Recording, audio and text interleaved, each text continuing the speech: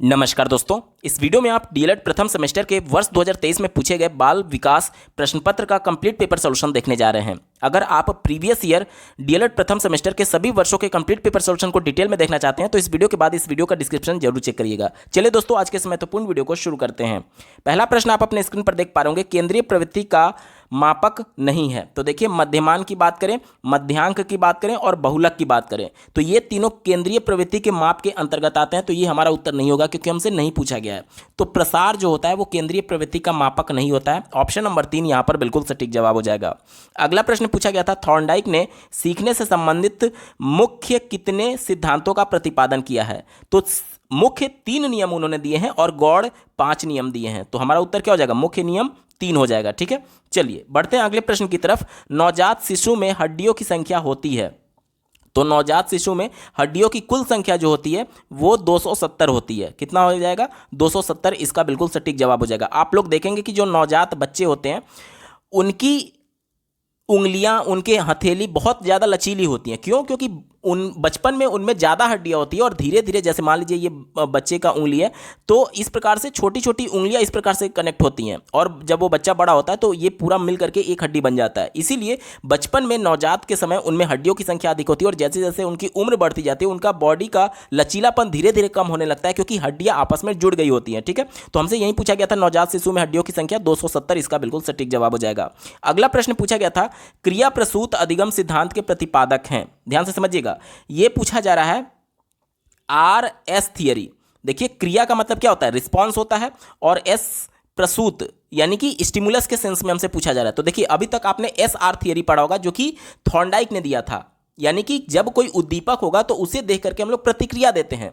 लेकिन यहां पर क्रिया प्रसूत अधिगम का सिद्धांत किसने दिया है, वो स्किनर ने दिया है। स्किनर का सिद्धांत यह कहता है कि अगर किसी व्यक्ति विशेष को, किसी बच्चे को अगर आप पुनर्बलन देंगे तो वही काम वो बार बार दोहराना चाहेगा। जिस प्रकार से उन्होंने चूहे पर प्रयोग किया और चूहे को एक पिंजड़े में बंद कर दिया और एक लीवर जिस पर पैर दबाने से उसको कुछ खाने के लिए मिलता था, तो वो बार बार वही अनुक्रिया करता था क्योंकि उससे उसको पॉजिटिव रीइंफोर्समेंट मिलता था। अब यहां पर ध्यान देने वाली बात यह है, आपको मैं एक उदाहरण देता हूं, ध्यान से समझिएगा। मान लीजिए कि कोई एक गेट कीपर है, तो गेट कीपर का काम क्या होगा, गेट को खोलना। जब कोई आएगा, बेल बजाएगा तो गेट को खोलना, और इसके लिए उसको मंथ के एंड में सैलरी दी जाती है। तो यहां पर उद्दीपक क्या हो गया, उद्दीपक हो गया उसको सैलरी देना। यानी कि कोई भी एक ऐसी प्रेरक वस्तु जो कि आपको किसी काम करने के लिए, अनुक्रिया करने के लिए प्रेरित करती है, उसे हम लोग उद्दीपक बोलते हैं।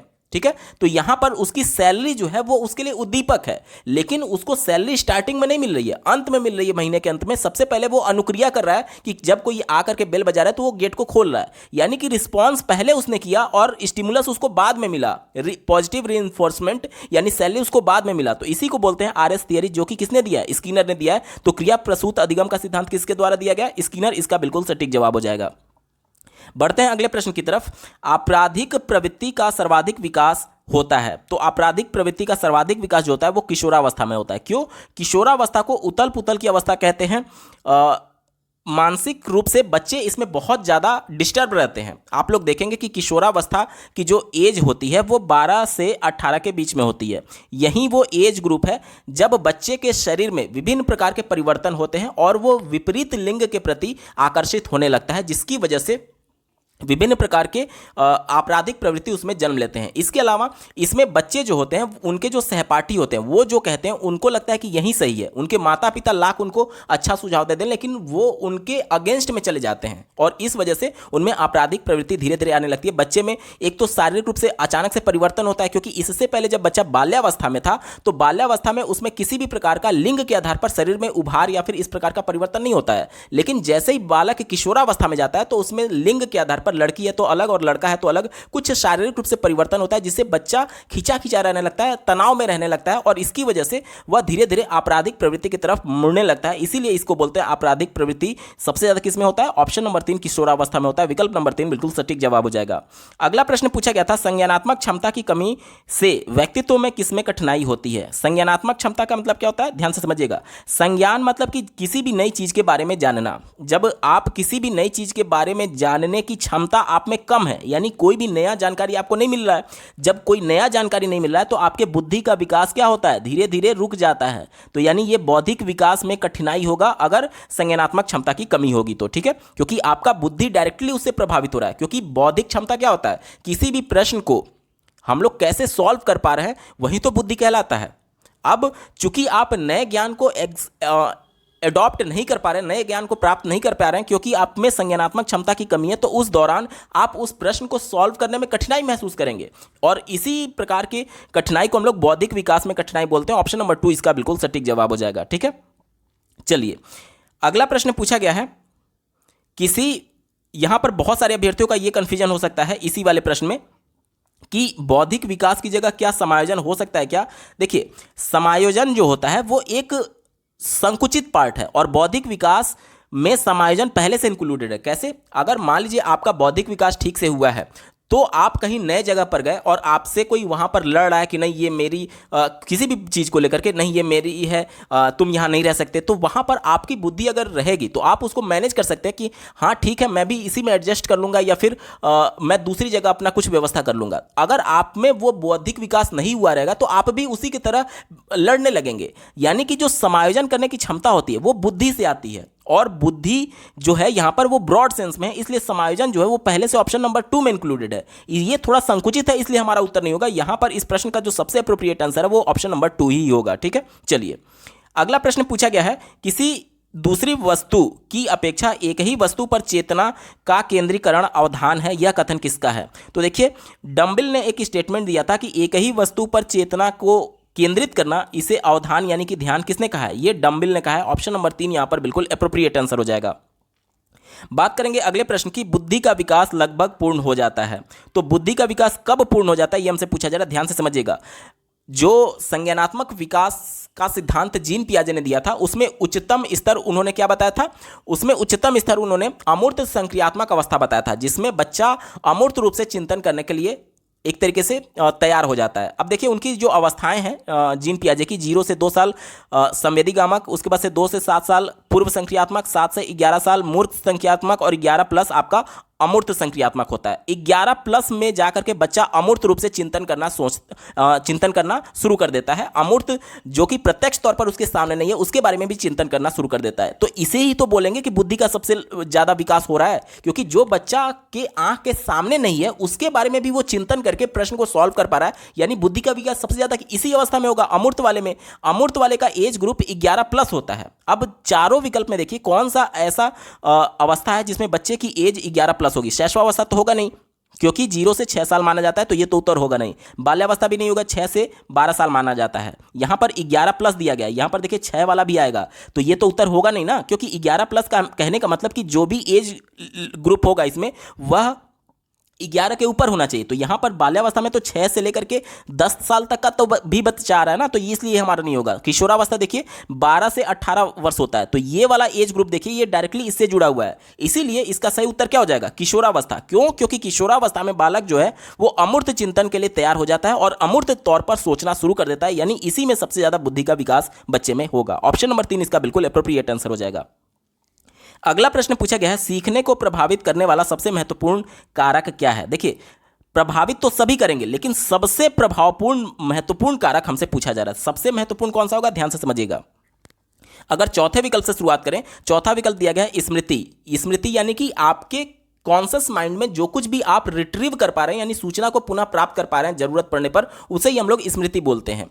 अब मान लीजिए कि आप को मैं पढ़ा रहा हूं, मान लीजिए आपको मैं सीडीपी पढ़ा रहा हूं और आपके स्मृति में सीडीपी से रिलेटेड कुछ भी नहीं है, मतलब कि आप सीडीपी के बारे में कुछ भी नहीं जानते हैं, लेकिन जब मैं आपको समझा रहा हूं तो आप सीख तो पा रहे हैं ना। यानी कि स्मृति बहुत ज्यादा इंपॉर्टेंट नहीं है। अगर मैं आपको सही तरीके से पढ़ाऊं तो भले ही आपको सीडीपी के बारे में कुछ भी ना पता हो, लेकिन आप समझ जाएंगे।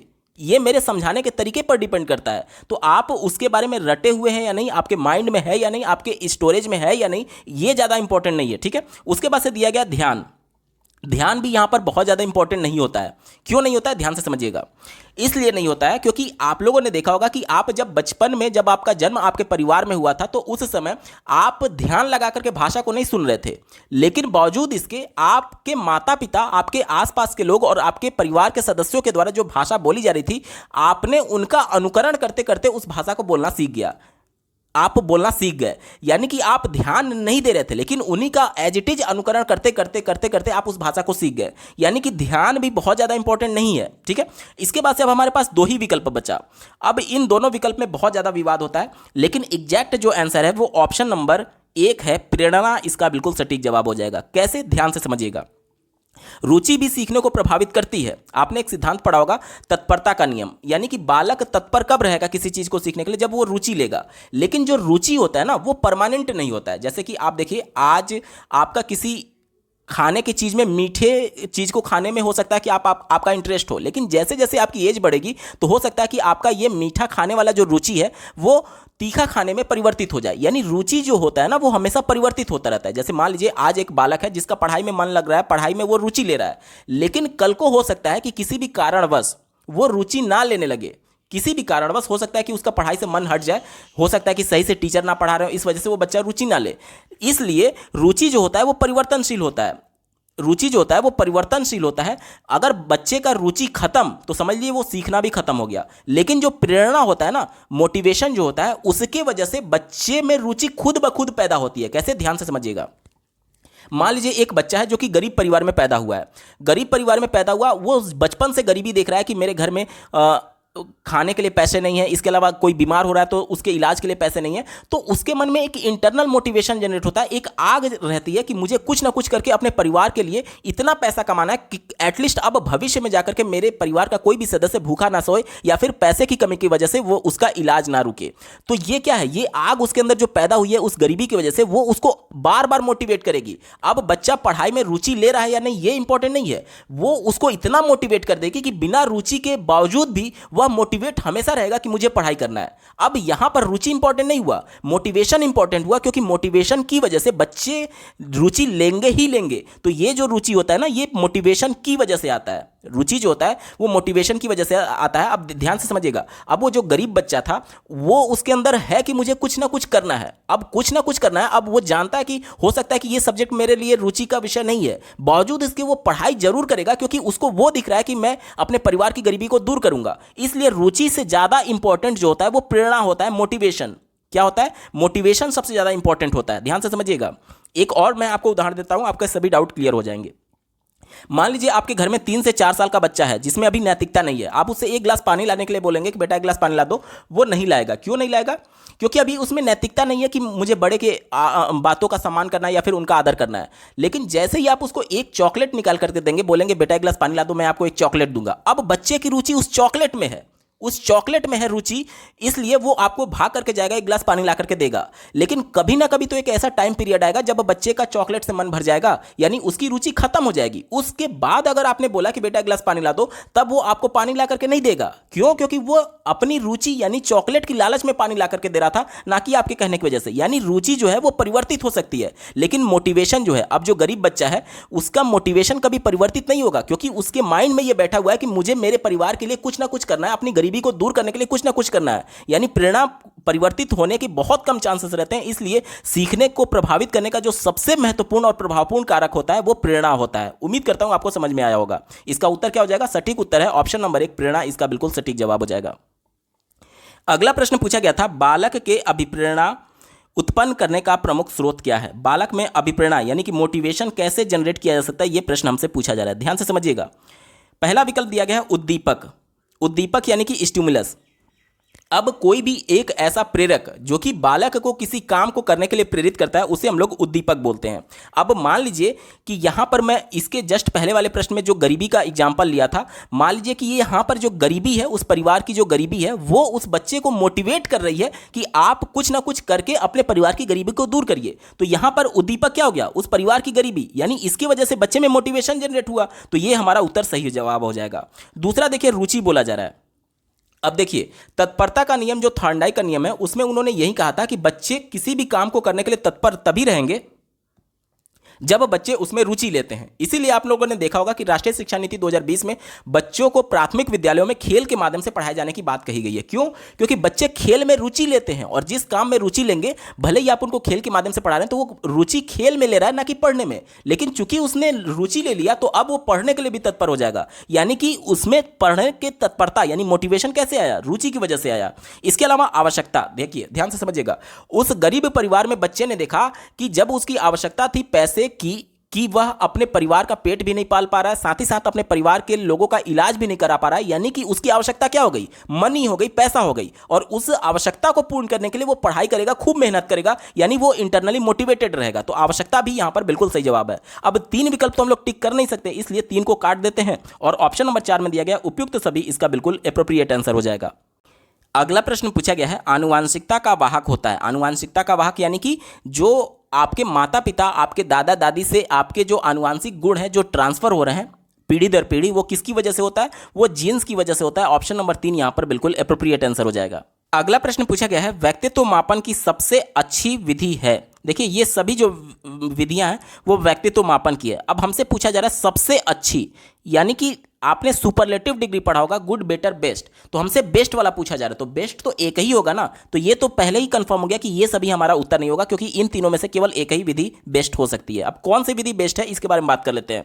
पहला दिया गया व्यक्तिगत यानी कि 1 to 1 एक दूसरे से इंटरव्यू लेने के सेंस में कहा जा रहा है। अब अगर मैं आपसे 1 to 1 बात करूं, आपसे पूछूं कि आप क्या बड़ों का सम्मान करते हैं, तो आप अपना व्यक्तित्व, अपनी पर्सनालिटी अच्छा दिखाने के लिए हाँ में जवाब दे सकते हैं। अगर मैं आपसे बोलूं कि क्या आप पैसे चोरी करते हैं, क्या आप ईमानदार हैं, आप अपनी पर्सनालिटी अच्छा दिखाने के लिए पॉजिटिव वे में रिस्पॉन्स कर सकते हैं। यानी कि व्यक्तिगत जो इंटरव्यू होता है, आप लोग देखते होंगे कि जब भी किसी भी नौकरी के लिए इंटरव्यू होता है, तो कोई भी बंदा जो इंटरव्यू दे रहा है वो अपने आप को अच्छा दिखाने की कोशिश करेगा। यानी इसके माध्यम से हम बच्चे के व्यक्तित्व का सही मापन नहीं कर सकते। सही मापन नहीं हो सकता, क्योंकि वो तो अपने आप को अच्छा ही बताएगा ना इंटरव्यू में। इसलिए ये सबसे अच्छी विधि नहीं मानी जा सकती। वस्तुनिष्ठ में क्या होता है? इसमें क्या होता है कि जो व्यक्ति जिसका परीक्षण करना है, उसके आसपास के लोगों के माध्यम से हम उसके बाह्य आचरण का जानने की कोशिश करते हैं। जैसे कि आप लोगों ने देखा होगा कि किसी भी कॉल सेंटर से जब आपको कॉल आती है कि सर हमारी सर्विस को आप कितना रेटिंग देना चाहते हैं, तो ये क्या है? ये भी तो एक तरीके से मापन ही है। अब यहां पर किसी सर्विस को ना देकर के किसी व्यक्ति विशेष को अगर आप रेटिंग दे रहे हैं, तो ये वस्तुनिष्ठ के अंतर्गत आ जाएगा, जिसमें आप कह सकते हैं कि बहुत अच्छा, बहुत खराब। तो ये भी कहीं ना कहीं पूरा एग्जैक्ट नहीं बताता उस व्यक्ति के मापन के बारे में, व्यक्तित्व के मापन के बारे में, तो ये भी हमारा उत्तर नहीं होगा। लेकिन अगर प्रक्षेपण की बात करें, प्रक्षेपण में क्या होता है? डायरेक्टली बच्चे से या फिर किसी व्यक्ति विशेष जिसके व्यक्तित्व के बारे में जानना है, उसके बारे में डायरेक्टली नहीं पूछा जाता है कि आप ईमानदार हैं या नहीं। ये नहीं पूछा जाएगा कि आप बड़ों का सम्मान करते हैं या नहीं। उसको एक सिचुएशन दे दिया जाएगा। जैसे कि रोसार्क स्याही धब्बा परीक्षण आपने देखा होगा, उसमें कुछ कार्ड्स होते थे। उस कार्ड्स को दे करके पूछा जाता था कि आपके मन में क्या सिचुएशन है या फिर आप क्या सोच रहे हैं, इस चित्रों के बारे में आपको क्या लगता है, क्या विचार है आपके मन में। तो वहां पर डायरेक्टली उससे नहीं पूछा जाता था कि हाँ आप ईमानदार हैं या नहीं, लेकिन वह सिचुएशन देकर के उस सिचुएशन के हिसाब से बंदा कैसे रिएक्ट करता है, उसके आधार पर व्यक्तित्व का मापन किया जाता है। अब मान लीजिए कि एक परिस्थिति में बच्चों को दे दिया, 50 बच्चे हैं, 50 बच्चों को पता नहीं है कि हाँ उनका ये व्यक्तित्व का मापन हो रहा है। लेकिन अगर उनके सामने एक इन्वायरमेंट मैंने क्रिएट कर दिया कि एक कोई गरीब बच्चा है जो कि 2-3 दिनों से भूखा है, वो सबसे कुछ पैसे मांग रहा है, कोई हेल्प नहीं कर रहा है, लेकिन एक बंदा जो कि पैसे नहीं थे लेकिन अपना टिफिन निकाल करके उसको दे दिया, यानी उसके व्यक्तित्व में कहीं ना कहीं दूसरों की हेल्प करने की एक तरीके से क्षमता है। यानी कि भले उसमें पैसे की क्षमता नहीं थी, लेकिन किसी ना किसी तरीके से वो उस बच्चे की हेल्प करना चाह रहा था, भले ही अपना भोजन निकाल करके दे दिया, यानी यह उसके व्यक्तित्व का पॉजिटिव इंपैक्ट है। अब हमने उससे डायरेक्टली नहीं पूछा कि बेटा आपके अंदर ईमानदारी है या नहीं, या फिर आप दूसरों की हेल्प करते या नहीं। हमने एक सिचुएशन क्रिएट किया जिसकी वजह से हम प्रक्षेपण माध्यम से, यानी कि डायरेक्टली ना पूछ करके किसी दूसरे वे से हम लोग उसके व्यक्तित्व का मापन कर रहे हैं कि हाँ वो दूसरों की मदद करता है, और 50 बच्चों में 49 बच्चे दूसरों की मदद नहीं किए, तो इसी बोलते हैं प्रक्षेपण माध्यम। और ये जो माध्यम होता है व्यक्तित्व मापन का, इसमें झूठ नहीं बोला जा सकता, क्योंकि अगले बंदे को शायद ना पता हो कि उसका व्यक्तित्व का मापन हो रहा है, उसे एक सिचुएशन दिया गया है, तो इस कंडीशन में व्यक्तित्व जो है वो पूरी तरीके से एक्यूरेट निकल करके आने की संभावना रहती है, इसीलिए इसे सबसे अच्छी विधि के तौर पर जाना जाता है। तो उत्तर क्या हो जाएगा? ऑप्शन नंबर 3 प्रक्षेपण विधि इसका बिल्कुल सटीक जवाब हो जाएगा। उम्मीद करता हूं आपको अच्छे से समझ में आया होगा। अगला प्रश्न पूछा गया है, भाटिया परीक्षण किससे से संबंधित है? तो भाटिया बैटरी किससे संबंधित है? ये आपका बुद्धि से संबंधित है, बुद्धि परीक्षण से संबंधित है। ऑप्शन नंबर 3 बिल्कुल सटीक जवाब हो जाएगा। अगला प्रश्न पूछा गया है, शिक्षा में सृजनात्मकता का प्रयोग किस रूप में होता है? तो सृजनात्मकता यानी कि क्रिएटिविटी, क्रिएटिविटी यानी कि किसी भी चीज को नए तरीके से करना। अब किसी भी चीज को नए तरीके से आप कब करेंगे? जब नए तरीके से करने के लिए पहले आप में थिंकिंग होगी। जैसे मान लीजिए कोई बंदा बिजनेस शुरू करने जा रहा है, तो वो नया तरीका डायरेक्टली उसके मन में थोड़ी मतलब नया तरीका वो थोड़ी शुरू कर देगा। पहले का एक प्लानिंग चलता है उसके मन में, उस प्लानिंग के अंतर्गत वो क्या करता है? चिंतन करता है, थिंकिंग करता है। तो किसी भी प्रकार से जब सृजनात्मकता की बात आती है तो वो चिंतन से होकर के ही गुजरेगा। ठीक है, तो हमसे क्या पूछा गया था, शिक्षा में सृजनात्मकता का प्रयोग किस रूप में होता है? तो ये चिंतन के रूप में होता है। ऑप्शन नंबर 3 इसका बिल्कुल सटीक जवाब हो जाएगा। अगला प्रश्न पूछा गया था, पियाजे के अनुसार बालक के संज्ञानात्मक विकास की कितनी स्थितियां हैं? तो 4 स्थितियां उन्होंने बताई थी। पहला संवेदीगामक जिसका 0 से 2 साल एज बताया था, फिर पूर्व संक्रियात्मक जिसका 2 से 7 साल, फिर मूर्त संक्रियात्मक जिसका 7 से 11 साल, और अंतिम में उन्होंने बताया था अमूर्त संक्रियात्मक जिसमें 11 प्लस एज बताया था। तो 4 अवस्थाएं बताई थी उन्होंने। ऑप्शन नंबर 2 4 इसका बिल्कुल एप्रोप्रिएट आंसर हो जाएगा। दोस्तों यहां से अति लघुत्तरीय प्रश्न शुरू हो रहे हैं। 16वां प्रश्न पूछा गया है, शिक्षक को बाल मनोविज्ञान का ज्ञान क्यों आवश्यक है? तो इसके बारे में आप लिख सकते हैं कि बच्चों की जरूरतों को जानने के लिए। अब जैसे मान लीजिए मनोविज्ञान में, बाल मनोविज्ञान में आपको संज्ञानात्मक विकास, शारीरिक विकास, मानसिक विकास, संवेगात्मक विकास सब कुछ पढ़ाया जाता है। तो अब मान लीजिए कि बच्चे का जो संज्ञानात्मक विकास है, यानी जो उसकी समझ है, जिस प्रकार से वृद्धि हो रही है, वह उसके संवेग यानी इमोशन से डायरेक्टली कनेक्टेड है। अब कोई बच्चा अगर दुखी मुद्रा में है तो आप उसे जबरदस्ती नहीं पढ़ा सकते। ये आपको बाल मनोविज्ञान एज ए शिक्षक आपको बताता है कि बच्चे का जो संज्ञान है वो उसके संवेग से प्रभावित होता है। एक उदाहरण मैं दे रहा हूं, मान लीजिए कि आप किसी भी कारण को लेकर के दुखी रहते हैं, तो जब आप पढ़ाई करते हैं तो उस समय आपका पढ़ाई में मन नहीं लगता है। क्यों? क्योंकि आपका जो संवेग है वो आपके संज्ञान पर हावी हो चुका है।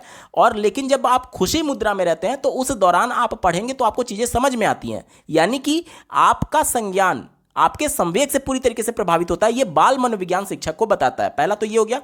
दूसरा आप लिख सकते हैं कि समावेशी कक्षा का कॉन्सेप्ट लाया गया है राष्ट्रीय शिक्षा नीति 2020 में, और उससे पहले एनसीएफ ने इसकी बात की थी, यानी कि प्रत्येक बच्चे की जरूरत अलग अलग है। अब बाल मनोविज्ञान के माध्यम से ही हम लोग समझ सकते हैं कि बच्चे की आवश्यकता क्या है, उसकी जरूरत क्या है। जैसे कि एक ही कक्षा में कोई एक बालक जो है वो दृष्टिबाधित हो सकता है, कोई श्रवण बाधित हो सकता है।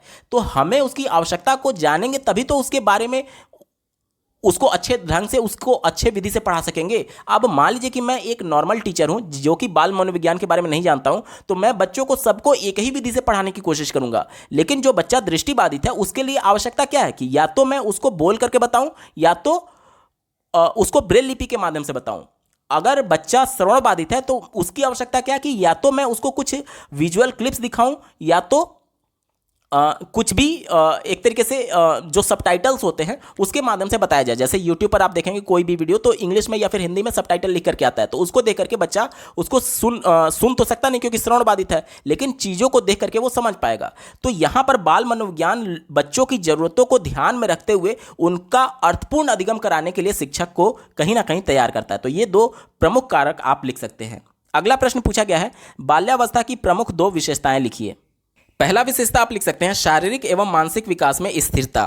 इस अवस्था में ऐसा प्रतीत होता है कि बालक का जो विकास था, इससे पहले जो शैशवावस्था में हो रहा था, 0 से 6 साल का जब बच्चा था, और बाल्यावस्था में जब 6 से 12 के एज में आता है, तो ऐसा लगता है कि उसका मानसिक विकास और शारीरिक विकास काफ़ी हद तक रुक गया है, स्थिर हो गया है। तो ये पहली विशेषता आप लिख सकते हैं। दूसरा लिख सकते हैं यथार्थवादी दृष्टिकोण। इससे पहले जब बच्चा शैशवावस्था में था तो उस दौरान बच्चे जो है वो कल्पनाओं में खोए रहते थे। वो इस प्रकार से गेम खेलते थे कि हाथी उड़ रहा है, घोड़ा उड़ रहा है, क्या ये प्रैक्टिकली पॉसिबल है? नहीं पॉसिबल है। तो अब जब बच्चा बाल्यावस्था में आएगा, यानी 12 से माफ कीजिएगा 6 से 12 साल की एज में आएगा, तो इस दौरान बच्चे यथार्थ यानी कि वास्तविकता के बारे में जान जाते हैं कि घोड़ा उड़ नहीं सकता।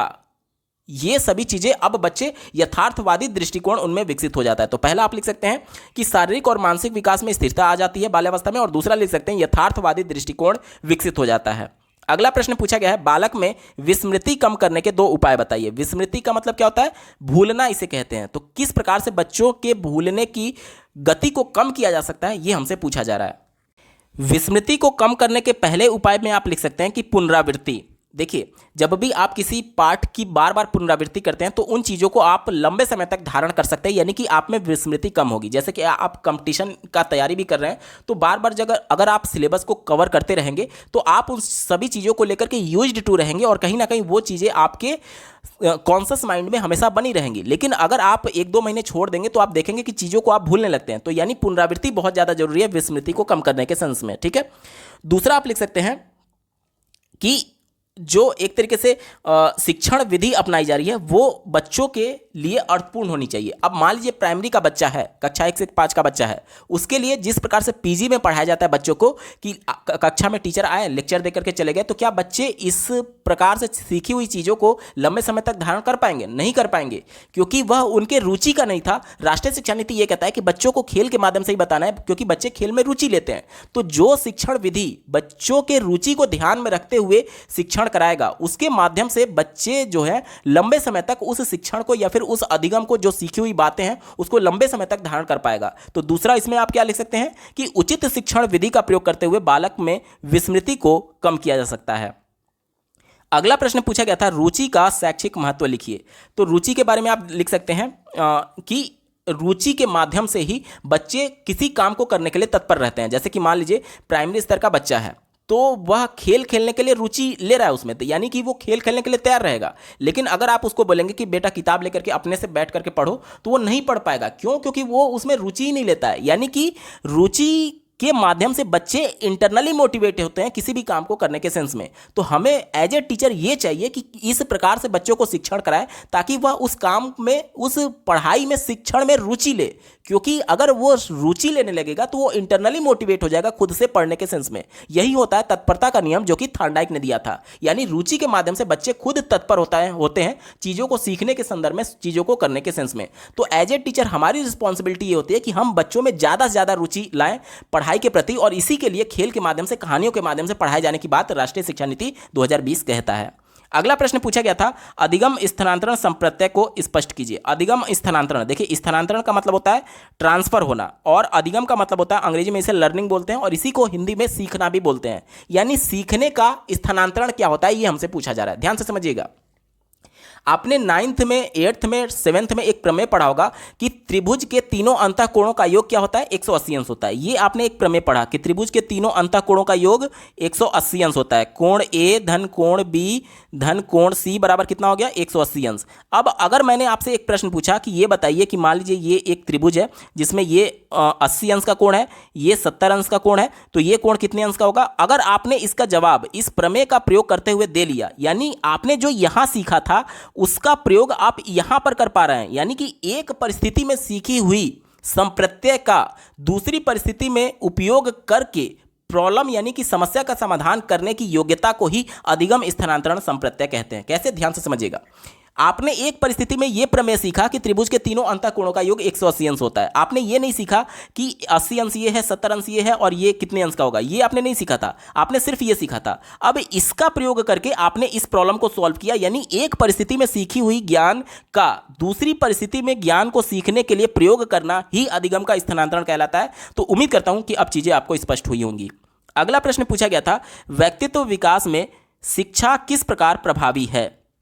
अब देखिए, व्यक्तित्व के विकास में शिक्षा के प्रभावी के रूप में आप इस प्रकार से पहला लिख सकते हैं पॉइंट इसमें कि शर्मीलेपन पर काबू पाने के सेंस में। अब देखिए, जैसे हम किसी से कम्युनिकेट कर रहे हैं और शर्मा रहे हैं, जैसे कि मैं एज ए मेल हूं और किसी लड़की से बात कर रहा हूं, तो हो सकता है मैं शर्मा रहा हूं, तो उस दौरान क्या है कि मेरा व्यक्तित्व जो है वो प्रभावी नहीं माना जाएगा। तो शिक्षा के माध्यम से ये उस पर कंट्रोल पाया जा सकता है। आप लोग देखते होंगे कि विभिन्न प्रकार के प्रोग्राम चलाए जाते हैं ताकि आपके अंदर की जो झिझक है उसे कम किया जा सके, उसे दूर किया जा सके। पहला ये लिख सकते हैं। दूसरा लिख सकते हैं बेहतर संचार कौशल विकसित करने में। अब अगर कोई बंदा अनपढ़ है तो जाहिर सी बात है वह किसी भी लैंग्वेज को, टारगेट लैंग्वेज को औपचारिक तरीके से नहीं सीखा होगा। अब बच्चे का जन्म परिवार में हुआ तो परिवार के द्वारा जो भाषा बोली जा रही थी वह भाषा हूबहू उसने अनुकरण कर लिया। अब परिवार के लोग जो हैं वह भाषा को व्याकरणिक तौर पर अगर सही नहीं बोल रहे होंगे तो जाहिर सी बात है बच्चा व्याकरण चूंकि औपचारिक तरीके से विद्यालय में नहीं पढ़ा, वो चूंकि शिक्षा लेगा तभी तो पढ़ेगा। अगर वो शिक्षा नहीं लिया तो जाहिर सी बात है वो भी व्याकरण त्रुटि करेगा, यानी कि उसमें जो संचार कौशल है वो सही से डेवलप नहीं हो पाएगा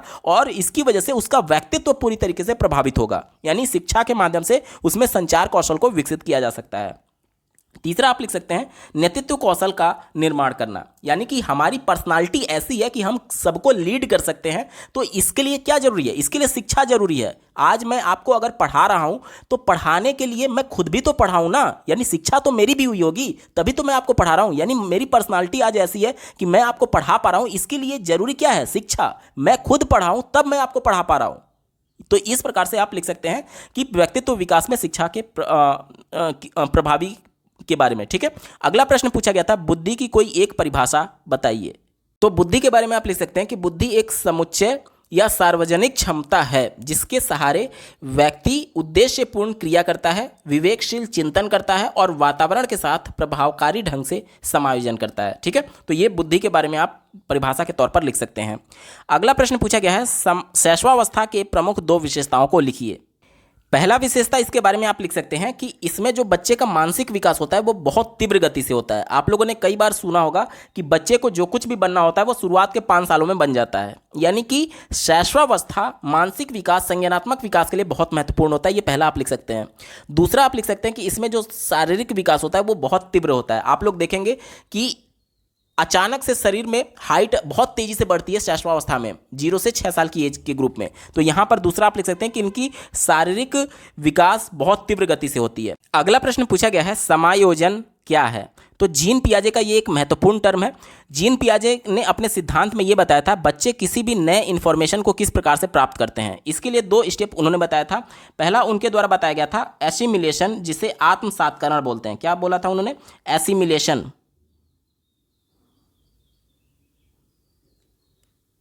एसिमिलेशन जिसे आत्मसात्करण बोलते हैं। और दूसरा उन्होंने बताया था एकोमोडेशन।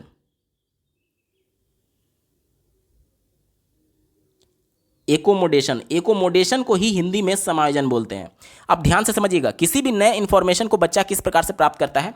जैसे जो कुछ भी आप देखते हैं अपने समाज में, उसकी एक इमेज आपके माइंड में बन जाती है। वो इमेज एक फोल्डर में जाकर के सेव होता है, जो कि कैटेगरी वाइज अलग अलग हो सकती है। जैसे कि आपने बर्गर को देखा, तो बर्गर जो है वो खाने की वस्तु है, तो उसकी इमेज खाने वाले फोल्डर में जाकर के सेव होगी। आपने किसी टेबल को देखा, तो टेबल क्या है? एक वस्तु है, तो उसकी एक इमेज जो है वो वस्तु वाले फोल्डर में जाकर के सेव होगी। यानी कि कैटेगराइज करने के बाद से अलग अलग आपके माइंड में वो इमेज सेव होती है। जिस प्रकार से आपके मोबाइल में जो फाइल है उसके एक्सटेंशन के हिसाब से अलग अलग फोल्डर्स बने होते हैं। जैसे कि MP3 गाने का अलग, वीडियो गाने का अलग, आपके कॉन्टैक्ट लिस्ट का अलग, सबका अलग अलग फोल्डर बना हुआ है एक्सटेंशन के हिसाब से। उसी प्रकार से जो इमेज आपने देखा उसको कैटेगरी वाइज अलग अलग फोल्डर में बांट करके आपका माइंड सेव करता है उस इमेज को। इसी फोल्डर को स्कीमा नाम दिया था जीन पियाजे ने। ध्यान से समझिएगा। अब मान लीजिए पहली बार किसी बच्चे ने कुत्ते को देखा। पहली बार किसी बच्चे ने कुत्ते को देखा जिसमें उसने देखा कि कुत्ते के 4 पैर थे। कुत्ते के 4 पैर थे, ठीक है। और कुत्ता पहली बार जब देखा तो कुत्ता जो था वो ब्लैक कलर का था। तो अब कुत्ते ने अपने माइंड में ये इंफॉर्मेशन सेट कर लिया कि 4 पैर वाला और काले रंग का जो होता है वो कुत्ता होता है। अगले दिन उसने फिर से एक कुत्ता देखा, लेकिन इस दिन जो कुत्ता देखा इसके भी 4 पैर थे, लेकिन इसका कलर जो था अब ब्लैक ना देख करके वो वाइट कलर का कुत्ता देखा। अब जो बच्चा था अभी तक अपने माइंड में सिर्फ ये इंफॉर्मेशन सेव किया था कि काले रंग का और 4 पैर वाला कुत्ता होता है, लेकिन अगले दिन जब उसने देखा कि 4 पैर वाला वाइट कलर का भी कुत्ता हो सकता है, तो अपने पुराने इंफॉर्मेशन में बिना कुछ परिवर्तन किए एक नया इंफॉर्मेशन उसने जोड़ा कि कुत्ते जो होते हैं वो वाइट कलर के भी हो सकते हैं। अब अगले दिन फिर उस बच्चे ने एक और जानवर को देखा जिसके 4 पैर थे, लेकिन वो दूध देती थी। तो अब बच्चे ने अपने माइंड में जो इंफॉर्मेशन सेव किया था कि जिसके 4 पैर होते हैं, जो ब्लैक होता है, जो वाइट होता है, वो कुत्ता होता है। लेकिन अब इसने देखा कि इसके भी 4 पैर हैं, इसके भी 2 कान हैं, इसके भी एक पूंछ है, ये भी वाइट कलर का है, लेकिन ये दूध दे रहा है। यानी कि अब बच्चा अपने पुराने इंफॉर्मेशन में चेंज करेगा कि हर 4 पैर वाली चीज़, हर सफ़ेद रंग वाली चीज़ कुत्ता नहीं हो सकती, वो गाय भी हो सकता है, वो बैल भी हो सकता है। ठीक है। तो अब इस नए इंफॉर्मेशन को रिसीव करने से पहले पुराने इंफॉर्मेशन में जब चेंज करना पड़े, पुराने इंफॉर्मेशन को जब अपडेट करना पड़े, परिवर्तन करना पड़े, तो इसे हम लोग समायोजन बोलते हैं। और जब पुराने इंफॉर्मेशन में बिना परिवर्तन किए नए इंफॉर्मेशन को जोड़ा जाता है तो उसे समावेशन बोलते हैं, एसिमिलेशन बोलते हैं। हमसे समायोजन पूछा गया था तो इस प्रकार से आपको उत्तर देना था। यानी कि देखिए, पहली बार जब उसने ब्लैक कुत्ते को देखा और दूसरी बार व्हाइट कुत्ते को देखा तो पुराने इंफॉर्मेशन में कुछ चेंज तो किया नहीं, सिर्फ उसने ये जोड़ा कि कुत्ता ब्लैक के साथ व्हाइट भी हो सकता है, तो ये एसिमिलेशन हो जाएगा, समावेशन हो जाएगा। लेकिन जब उसने गाय को देखा तो अब उसके माइंड में आया कि जिसके 4 पैर होते हैं वो जरूरी नहीं कि कुत्ता ही हो, वो गाय भी हो सकता है। यानी पुराने इंफॉर्मेशन में कि 4 पैर वाला केवल कुत्ता नहीं होगा, वो अपडेट किया ना। तो इसी प्रकार से एडिट करना, अपडेट करना, करेक्शन करना, अगर पुरानी इंफॉर्मेशन में करेक्शन किया जा रहा है नई इंफॉर्मेशन को रिसीव करने के लिए, तो इसे ही हम लोग समायोजन बोलते हैं, जिसे अंग्रेजी में एकोमोडेशन बोला है जीन पियाजे ने। उम्मीद करता हूं यह प्रश्न आपको समझ में आया होगा। अगला प्रश्न पूछा गया है, व्यक्तित्व की कोई एक परिभाषा लिखिए। किसी की भी परिभाषा आप लिख सकते हैं, जैसे कि आलपोर्ट ने जो अपना डिफिनीशन दिया है कि व्यक्तित्व व्यक्ति के भीतर उन मनोशारीरिक गुणों का गत्यात्मक संगठन है जो वातावरण से अपूर्व समायोजन को निर्धारित करता है। तो आप किसी का भी परिभाषा लिख सकते हैं, ठीक है। अगला प्रश्न पूछा गया है, अधिगम का अर्थ स्पष्ट कीजिए। तो अधिगम को ही अंग्रेजी में लर्निंग बोलते हैं और हिंदी में इसका एक और नाम है सीखना। यानी कि इसके बारे में आप क्या लिख सकते हैं, इसके अर्थ के बारे में, बच्चे के प्रयास के माध्यम से उसके व्यवहार में जो परिवर्तन होता है उसे अधिगम बोलते हैं। अब केवल व्यवहार में परिवर्तन अगर हुआ लेकिन बच्चे ने उसके लिए प्रयास नहीं किया था तो उसे अधिगम नहीं बोला जाएगा। जैसे कि देखिए, बच्चे का जन्म जब परिवार में हुआ तो वह कोई भी भाषा नहीं जानता है, लेकिन धीरे धीरे वह अपने माता पिता के भाषा को अनुकरण करते करते सीख जाता है बोलना, लेकिन उसे भाषा सीखना नहीं बोलते हैं, उसे भाषा अर्जन बोलते हैं। अर्जन का मतलब कि एक्वसीजन, उसने उस भाषा को वातावरण से हूबहू अर्जित कर लिया। लेकिन सीखने में क्या होता है, सीखने में बच्चा खुद से एफर्ट डालेगा, प्रयास करेगा। वहां पर अपना एफर्ट कुछ भी नहीं डाला, वहां पर जैसे माता पिता बोल रहे थे, अगर वो गलत भी व्याकरण की दृष्टि से भाषा का प्रयोग कर रहे थे तो बच्चा भी गलत व्याकरण की दृष्टि से ही बोलेगा। लेकिन लर्निंग में क्या होता है कि औपचारिक तरीके से बच्चा अपने प्रयास के माध्यम से अपने व्यवहार में परिवर्तन करता है। जैसे आप जो कुछ भी अपने माता पिता से या फिर परिवार के सदस्यों से गलत अगर कोई भाषा सीखे होंगे, मतलब कि कहने का मतलब कि व्याकरणिक दृष्टि से गलत भाषा बोलना सीखे होंगे, तो जब विद्यालय में गए होंगे तो ग्रामर के अंतर्गत वो आपका करेक्शन शुद्ध हो गया होगा, तो इसे लर्निंग बोलेंगे, इसे सीखना बोलते हैं। क्यों? क्योंकि आपने औपचारिक तरीके से विद्यालय में प्रयास किया उसे सीखने के लिए। तो लर्निंग का मतलब क्या होता है कि आपके व्यवहार में परिवर्तन होगा, लेकिन उसके लिए आपने प्रयास किया है, तो वो लर्निंग बोला जाएगा। जैसे कि मान लीजिए एक बच्चा है, उसको बुखार लग गया, तो बुखार लगने की वजह से भी उसके व्यवहार में परिवर्तन होगा, वो चिड़चिड़ा हो जाएगा, लेकिन क्या इसे लर्निंग बोलेंगे? नहीं बोलेंगे। उस बुखार को लगने के लिए क्या बच्चे ने प्रयास किया था? नहीं किया था। इसे ही लर्निंग बोलते हैं कि बच्चा जब प्रयास करेगा और उस प्रयास के माध्यम से उसके व्यवहार में परिवर्तन होता है, तो प्रयास के माध्यम से व्यवहार में हुए परिवर्तन को ही अधिगम बोलते हैं, लर्निंग बोलते हैं। उम्मीद करता हूं आपको समझ में आया होगा। अगला प्रश्न पूछा गया है, कल्पना से आप क्या समझते हैं? इसके बारे में आप लिख सकते हैं कि दूरस्थ या परोक्ष वस्तुओं के संबंध में चिंतन करना ही कल्पना है। परोक्ष या दूरस्थ यानी कि जो मूर्त अवस्था में हमारे सामने नहीं है। जैसे कि मान लीजिए आप घर पर बैठ करके इस वीडियो को देख रहे हैं, लेकिन कभी ना कभी आप मूवी देखने पिक्चर हॉल में गए होंगे, तो उस दौरान आपने क्या क्या किया था वो आपके सामने मूर्त अवस्था में नहीं है, लेकिन उसके बारे में चिंतन करना, इसे ही कल्पना बोलते हैं। आप इमेजिन कर रहे हैं कि आप क्या क्या किए थे वहां पर, तो ये कल्पना बोला जाएगा। यानी कि दूरस्थ यानी कि या फिर परोक्ष, जो कि प्रत्यक्ष तौर पर हमारे सामने नहीं है, उस वस्तुओं के संबंध में चिंतन करना, थिंकिंग करना, सोचना ही कल्पना कहलाता है। अगला प्रश्न पूछा गया है, संतुलन को कोई एक उदाहरण देकर के समझाइए। संतुलन जो है वो जीन पियाजे का एक महत्वपूर्ण टर्म है। अब कोई भी बच्चा किसी नए इंफॉर्मेशन को जब वो देखता है तो उसके मन में एक मानसिक उद्वेलन जन्म लेती है, एक विचारों की उत्तेजना जन्म लेती है। जैसे कि पहले दिन जब बच्चे ने ब्लैक कुत्ते को देखा था तो उसने अपने माइंड में इंफॉर्मेशन को क्या सेव किया कि 4 पैर जिसके होंगे और काले रंग का जो होगा वो कुत्ता होगा। दूसरे दिन उसने फिर से एक नया कुत्ता देखा जो कि सफ़ेद रंग का था, तो अब पुराने इंफॉर्मेशन में बिना करेक्शन किए नया इंफॉर्मेशन केवल ये जोड़ा कि 4 पैर वाला, भौं भौं करने वाला, काले रंग का और सफ़ेद रंग का भी हो सकता है। ठीक है, तो यहां पर उसने नए इंफॉर्मेशन को जोड़ा, तो वो क्या हुआ, उसके माइंड में संतुलन पैदा हुआ। जैसे कि जब पहले दिन उसने काले कुत्ते को देखा और दूसरे दिन व्हाइट कुत्ते को देखा होगा, तो उसके मन में थोड़ा सा तो एक क्वेश्चन जनरेट हुआ होगा ना कि आखिर कुत्ता तो मैं काले रंग का जानता था, ये सफेद रंग का कहां से आ गया। तब उसको किसी ने बताया होगा कि कुत्ता जो होता है वो काले रंग का भी हो सकता है और सफेद रंग का भी हो सकता है। यानी कि जो उसका प्रॉब्लम था वो सॉल्व हुआ, और इस वजह से आत्मसात्करण, जिसे एसिमिलेशन बोलते हैं, उसके माध्यम से बिना पुराने इंफॉर्मेशन में चेंज किए हुए वो नए इंफॉर्मेशन को जोड़ पाया, तो उसका जो प्रॉब्लम था वो सॉल्व हो गया। यानी संतुलन में क्या होता है, एनी हाउ आपको प्रॉब्लम को सॉल्व करना है। अगले दिन जब बच्चे ने एक गाय को देखा जो कि व्हाइट कलर का था लेकिन वो दूध देती थी, तो अब बच्चे के मन में खटका ये कि अभी तक तो मैं ये जानता था कि जिसके 4 पैर होते हैं, ब्लैक कलर का या फिर व्हाइट कलर का हो सकता है, लेकिन कुत्ता तो दूध नहीं देता था। अब फिर से उसके मन में एक विचारों की उत्तेजना जन्म लेगी, और उसके इस डिसबैलेंस को बैलेंस करने के लिए उसको पुराने इंफॉर्मेशन में करेक्शन करना होगा कि हर 4 पैर वाली चीज, हर काले या सफ़ेद रंग वाली चीज़, हर ये सभी चीज़ जो होती हैं वो कुत्ता नहीं होंगी बल्कि गाय भी हो सकता है। तो अब पुराने इंफॉर्मेशन में चेंज करके नए इंफॉर्मेशन को ऐड किया, फिर से उसके माइंड में बैलेंस हो गया, यानी कि वह प्रॉब्लम को सॉल्व कर लिया। इसे ही बोलते हैं संतुलन। ठीक है, तो इस प्रकार से आप उदाहरण देकर के समझा सकते हैं। अगला प्रश्न पूछा गया है, अधिगम अंतरण क्या है। तो अधिगम अंतरण 2 शब्दों से मिलकर के बना हुआ है, पहला अधिगम और दूसरा अंतरण।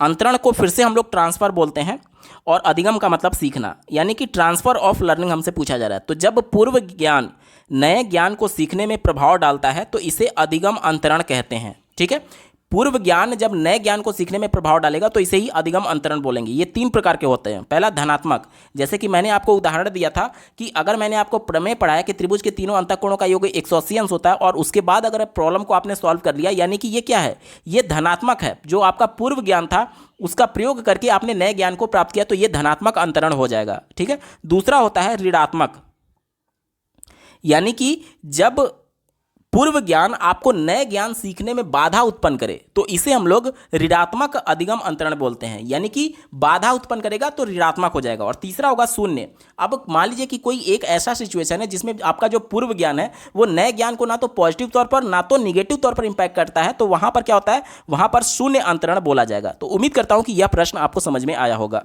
अगला प्रश्न पूछा गया है, शैशवावस्था में शिक्षा का स्वरूप कैसा होना चाहिए। शैशवावस्था का एज ग्रुप क्या होता है, 0 से 6 साल होता है। इस एज के जो बच्चे होते हैं वो किस अवस्था में होंगे, 6 साल का जब बच्चा होगा तब पहली बार कक्षा 1 में जाएगा। उससे पहले राष्ट्रीय शिक्षा नीति 2020 के हिसाब से बच्चे की आयु जब 3 से लेकर के 6 साल के बीच में होगी तब वो प्री प्राइमरी में जाएगा, प्री प्राइमरी। ठीक है, प्री प्राइमरी में जाएगा, जिसे प्राइवेट में आप प्लेवे के नाम से, फिर नर्सरी, फिर LKG, फिर UKG के नाम से जानते हैं। और राष्ट्रीय शिक्षा नीति ये कहती है कि अगर आप सरकारी में पढ़ना चाहते हैं तो बाल वाटिका या फिर आंगनबाड़ी के माध्यम से जब बच्चे की आयु 3 से 6 साल की होगी तब उसको पढ़ाया जाएगा। तो यहाँ पर जब बच्चे को आंगनबाड़ी, बाल वाटिका या फिर प्लेवे में पढ़ाया जाए तो कैसे पढ़ाया जाता है, खेल के माध्यम से पढ़ाया जाता है, कहानियों के माध्यम से पढ़ाया जाता है। तो हमसे यही पूछा जा रहा है कि शैशवावस्था में शिक्षा का स्वरूप कैसा होना चाहिए, तो ये खेल के रूप में होना चाहिए। कैसा होना चाहिए, खेल के रूप में, खेल के माध्यम से और कहानियों के माध्यम से। ठीक है, कहानियों के माध्यम से होना चाहिए। ठीक है, और प्रत्यक्ष तौर पर बच्चों को दिखा करके मूर्त अवस्था में होना चाहिए। ठीक है, ये प्रकार आप लिख सकते हैं। दोस्तों यहां से लघु उत्तरीय प्रश्न शुरू हो रहे हैं। 31वां प्रश्न पूछा गया, शिक्षा में वैयक्तिक भिन्नता के प्रभाव का विवेचन कीजिए। वैयक्तिक विभिन्नता क्या होता है, ध्यान से समझिएगा। प्रत्येक बच्चा एक दूसरे से इंडिविजुअल डिफरेंसेज रखता है। क्यों, क्योंकि उसकी आनुवांशिकता अलग है और उसका वातावरण दूसरे बच्चे से अलग हो सकता है। अब प्रत्येक बच्चा जब दूसरे से अलग है तो प्रत्येक बच्चे की जरूरत अलग अलग होगी। आज हम लोग समावेशी कक्षा की बात करते हैं, जिसमें चाहे किसी भी प्रकार की अधिगम अक्षमता क्यों ना हो, किसी भी प्रकार का शारीरिक विकार क्यों ना हो, सभी बच्चों को एक ही कक्षा के नीचे, एक ही कक्षा में, एक ही छत के नीचे पढ़ाना है। अब जब सभी बच्चे की जरूरत अलग अलग है तो जाहिर सी बात है एज ए टीचर हमें उनकी विभिन्नता को ध्यान में रखना होगा, सबको एक साथ पढ़ाने के संदर्भ में। कैसे, ध्यान से समझिएगा। अगर मैं मौखिक तरीके से केवल कक्षा में पढ़ाता हूं तो कक्षा में दृष्टिबाधित बालक भी है और श्रवणबाधित बालक भी है। तो मौखिक तरीके से पढ़ाने पर जो दृष्टिबाधित है, यानी जो देख नहीं सकता, वो तो मेरी बातों को सुन लेगा, लेकिन जो श्रवणबाधित है वो मेरी बातों को नहीं सुन सकता। यानी कि एज ए टीचर मुझे ये चाहिए कि मैं ब्लैक बोर्ड पर भी बच्चे को लिख करके बताऊं, यानी कि जब मौखिक तरीके से बता रहा हूं तो वो दृष्टिबाधित वाला सुन लेगा, लेकिन जब लिख करके बताऊंगा तो दृष्टिबाधित नहीं सुनेगा, लेकिन एटलीस्ट वो जो श्रवणबाधित था वो उसको देख करके, पढ़ करके समझ सकता है। यानी कि इंडिविजुअल डिफरेंसेज में सबकी ज़रूरतें अलग अलग हैं और इनको ध्यान में रख करके ही हम लोग अर्थपूर्ण अधिगम कर सकते हैं। अब मान लीजिए कि शारीरिक विकास के अंतर्गत मैं बच्चों को पीटी करा रहा हूं एज ए टीचर, तो उस दौरान कोई एक ऐसा बालक जिसका शारीरिक विकास ठीक ढंग से नहीं हुआ है या फिर कोई पैर से विकलांग है, तो मैं उसको जबरदस्ती थोड़ी करूंगा कि तुम भी पीटी करो। उसकी आवश्यकता यह है कि वो पीटी नहीं कर सकता, तो उसके हिसाब से हम पाठ्यचर्या में कुछ ना कुछ परिवर्तन करेंगे। तो ये आप लिख सकते हैं कि व्यक्तिक विभिन्नता का शिक्षा में इस प्रकार से विवेचना कर सकते हैं। ठीक है, अगला प्रश्न पूछा गया है, किशोरावस्था में शिक्षा का स्वरूप कैसा होना चाहिए। ध्यान से समझिएगा, किशोरावस्था की जो एज ग्रुप होती है वो 12 से 18 साल की होती है और जीन पियाजे के संज्ञानात्मक विकास के सिद्धांत के अनुसार ये अमूर्त संक्रियात्मक अवस्था में आते हैं। अमूर्त संक्रियात्मक अवस्था में शिक्षा का व्यवस्था स्वरूप ऐसा होना चाहिए कि ताकि बच्चे को ज़्यादा से ज़्यादा क्रिटिकल थिंकिंग करने का मौका मिले। क्यों? क्योंकि बच्चा अब उस स्तर पर पहुंच चुका है कि बिना देखे, मूर्त अवस्था में देखे बिना ही वह वस्तुओं के बारे में चिंतन कर सकता है। तो जितना ज़्यादा हम उसको अवसर प्रदान करेंगे, चिंतन के मौके प्रदान करेंगे, उतना ही उसका मानसिक विकास और ज़्यादा होगा। तो किशोरावस्था में शिक्षा का स्वरूप कैसा होना चाहिए? ज़्यादा से ज़्यादा हम उसे अमूर्त चिंतन के लिए प्रेरित करें, इस प्रकार का होना चाहिए। अगला प्रश्न पूछा गया है, अवधान यानी कि ध्यान और अभिरुचि यानी कि रुचि एक सिक्के के दो पहलू हैं, स्पष्ट करिए। ध्यान से समझिएगा, आप इस वीडियो को ध्यान से देख रहे हैं, क्यों? क्योंकि आप रुचि ले रहे हैं, या फिर ऐसे भी तो कह सकते हैं ना कि आप इस वीडियो में रुचि ले रहे हैं इसलिए ध्यान से देख रहे हैं। यानी कि जो रुचि होता है उसकी वजह से बच्चा किसी भी काम को करने के लिए तत्पर रहेगा। जब तत्पर है तो जाहिर सी बात है उस पर पूरा फोकस करेगा, ध्यान लगाएगा। इसीलिए बोला जाता है कि जो ध्यान होता है और जो रुचि होता है वो एक सिक्के के दो पहलू होते हैं। अगला प्रश्न पूछा गया है, स्मृति के प्रभावी कारकों का उल्लेख करिए। स्मृति के प्रभावी कारक का कहने का मतलब कि जो जो स्मृति को प्रभावित करने वाले तत्व हैं, फैक्टर हैं, कारक हैं, उनके बारे में हमसे पूछा जा रहा है। तो पहला आप लिख सकते हैं रुचि। देखिए, किसी भी चीज़ में अगर आप रुचि लेंगे तो उसको लंबे समय तक आप धारण कर पाते हैं। ठीक है, तो इंटरेस्ट जो होता है वो किसी भी चीज़ को लंबे समय तक याद करने में मदद करता है, स्मृति में मदद करता है। तो पहला आप रुचि लिख सकते हैं। दूसरा लिख सकते हैं अभ्यास एवं दोहराना, यानी किसी भी चीज़ को लंबे समय तक धारण करने के लिए आप बार बार उसकी पुनरावृत्ति करते हैं, अभ्यास करते हैं, उसको दोहराते हैं।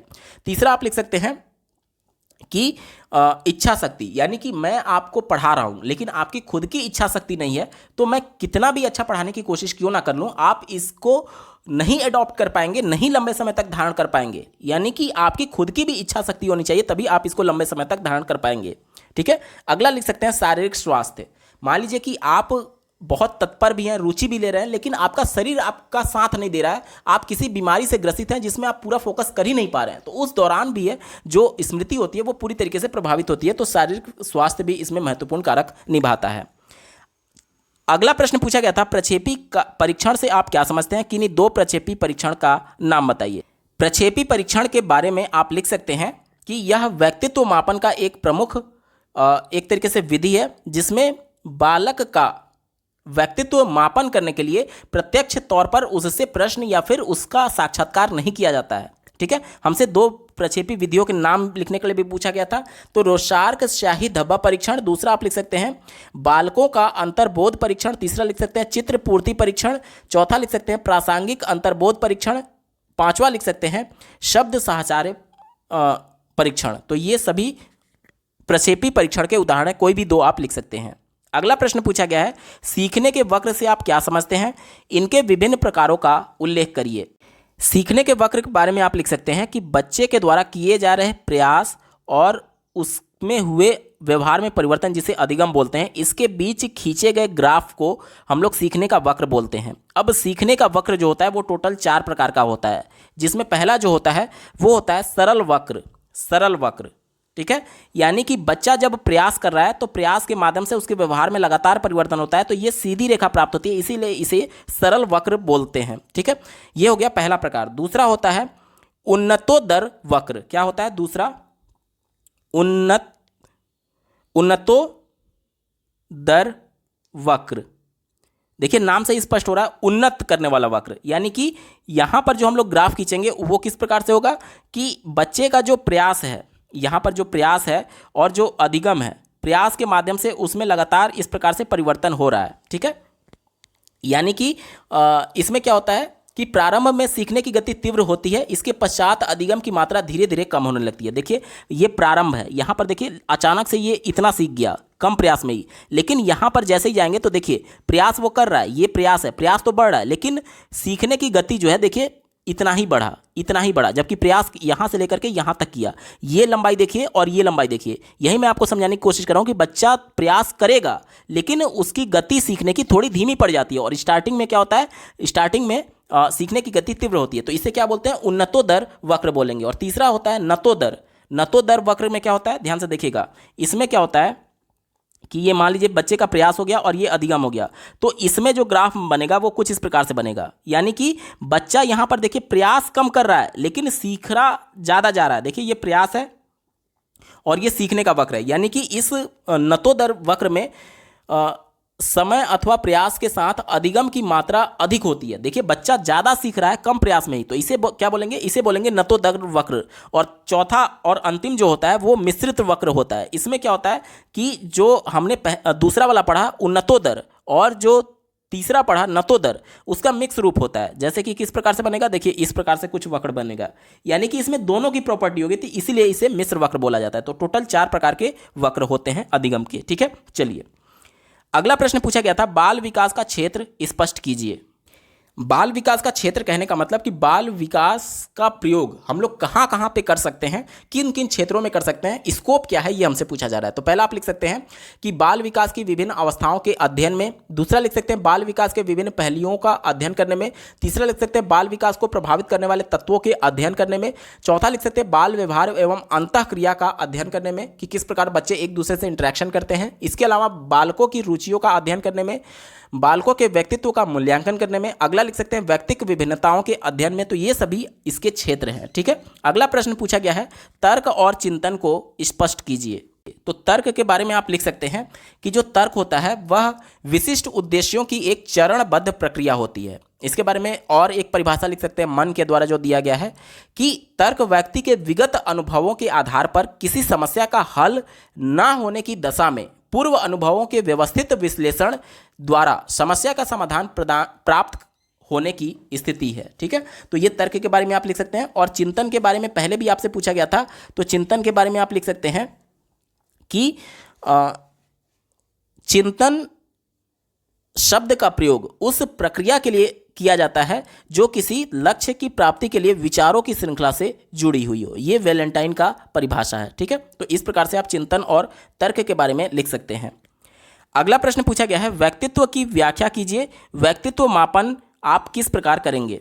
व्यक्तित्व के बारे में आप लिख सकते हैं कि यह अंग्रेजी के पर्सनालिटी शब्द का पर्यायवाची है। ठीक है, जिसका अर्थ होता है, और ये जो पर्सनालिटी शब्द है वो लैटिन भाषा के पर्सोना से बना हुआ है, जिसका अर्थ होता है नकाब। ठीक है, तो आप लिख सकते हैं कि मनोविज्ञान में व्यक्तित्व बाह्य आवरण और आंतरिक तत्व दोनों को गतिशील सम्मिश्रण है जो कि पर्यावरण के प्रभाव से बराबर रूप से बदलता है। ठीक है, तो इसके बारे में जो आलपोर्ट की डिफिनीशन है आप उसके बारे में लिख सकते हैं कि व्यक्तित्व व्यक्ति के भीतर उन मनोशारीरिक गुणों का गत्यात्मक संगठन है जो वातावरण से अपूर्व समायोजन को निर्धारित करता है। और आपसे पूछा गया था कि आप व्यक्तित्व का मापन किस प्रकार से करेंगे, तो इसके लिए 3 विधियां हैं प्रमुख। पहला आत्मनिष्ठ विधि, दूसरा वस्तुनिष्ठ विधि और तीसरा प्रक्षेपी विधि। आत्मनिष्ठ में आप लिख सकते हैं जीवन इतिहास विधि, दूसरा साक्षात्कार विधि, तीसरा प्रश्नावली विधि, चौथा आत्मकथा विधि। इसके अलावा वस्तुनिष्ठ में आप लिख सकते हैं मापन रेखा विधि, समाज मिति विधि, शारीरिक परीक्षण विधि, परिस्थिति परीक्षण विधि, और प्रक्षेपी परीक्षण में आप रोसार का स्याही धब्बा परीक्षण लिख सकते हैं। इसके अलावा प्रासंगिक अंतर्बोध परीक्षण लिख सकते हैं, बालकों का अंतर्बोध परीक्षण लिख सकते हैं। तो ये कुछ उपाय आप लिख सकते हैं मापन की। ठीक है, अगला प्रश्न पूछा गया है, सीखने की प्रभावशाली विधियों का उल्लेख करिए। प्रभावशाली विधियां मतलब कि जिससे अधिगम जो हो, सीखना जो हो वो अर्थपूर्ण हो और लंबे समय तक बालक उसको धारण करके रख सके। तो इसके लिए सबसे पहला और महत्वपूर्ण प्रभावशाली विधि में आप करके सीखना लिख सकते हैं, क्योंकि बच्चे जिसमें सक्रिय रहेंगे उसको लंबे समय तक अर्थपूर्ण तरीके से सीख सकते हैं। दूसरा आप लिख सकते हैं परीक्षण करके सीखना, यानी कि बच्चा साइंस में क्यों इंटरेस्ट लेता है, क्योंकि बच्चा खुद से करने को उसको मौका मिलता है परीक्षण करने का, और इसके माध्यम से उसका अधिगम जो होता है वो प्रभावशाली ढंग से किया जा सकता है। इसके अलावा लेव वाइगोस्की ने जो कहा था कि बच्चे एक दूसरे से इंटरेक्शन करके सीखते हैं, यानी कि समूह अधिगम भी यहाँ पर प्रभावशाली तरीका है सीखने का। इसके अलावा प्रोजेक्ट विधि, ये सभी सीखने की प्रभावशाली विधियों के अंतर्गत आते हैं। दोस्तों ये पेपर पूरा सॉल्व हो चुका है। आपको ये वीडियो कैसा लगा कमेंट के माध्यम से जरूर बताइएगा, क्योंकि आपका एक कमेंट मुझे मोटिवेट करेगा ऐसे ही महत्वपूर्ण वीडियो लाने के संदर्भ में। अगर आप प्रीवियस ईयर प्रथम सेमेस्टर सभी वर्षों के कंप्लीट पेपर सॉल्यूशन को डिटेल में देखना चाहते हैं तो इस वीडियो के बाद इस वीडियो का डिस्क्रिप्शन जरूर चेक करिएगा। और अगर आप चैनल पर पहली बार विजिट कर रहे हैं तो इसको सब्सक्राइब करते हुए बेल आइकन को प्रेस कर लीजिएगा। इस वीडियो को देखने के लिए आपका बहुत बहुत धन्यवाद। भगवान करे आपका दिन शुभ हो।